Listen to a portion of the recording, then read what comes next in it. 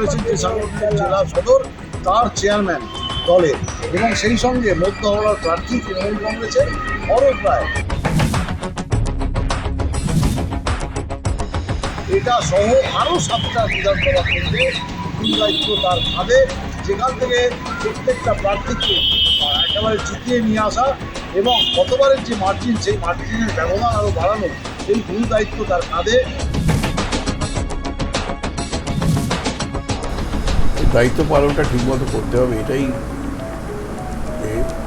তবে কর্মীদের সঙ্গে আছি, কর্মীদের সঙ্গে থাকি, কর্মীরা যাতে আনন্দ পায়, ভালো থাকে, সেই জন্যে সমস্ত রকম ব্যবস্থা আছে।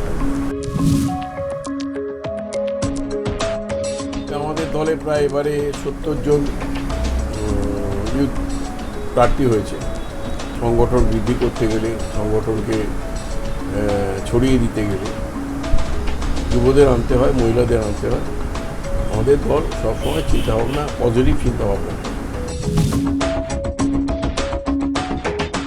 অপোজিশন ওরিয়েন্টেড প্রশ্ন, দীর্ঘদিন ধরে ভোট হয়নি, কেন হয়নি সেটা মানুষের বোঝা দরকার, তবে নির্বাচন খুব শীঘ্রই হবে।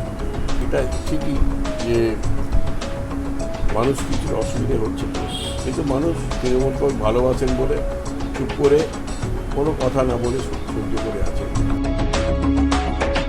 ওদের কিচ্ছু নেই, বিজেপি একটা দলই নয়, আমি দলই মনে করি না। এদের সঙ্গে মোকাবিলা করা এমন কিছু ব্যাপার নয়, খুব তুচ্ছ ব্যাপার। হাওড়া সদরের প্রত্যেকটা আসন তারা যেমন জিতে এসেছেন এবারেও জিতে আসবেন, এমনটাই কিন্তু তিনি জানালেন, দাবি জানাচ্ছেন, এবং তিনি আশাবাদী। হাওড়া থেকে শান্তনু বরণ, নিউজ টাইম।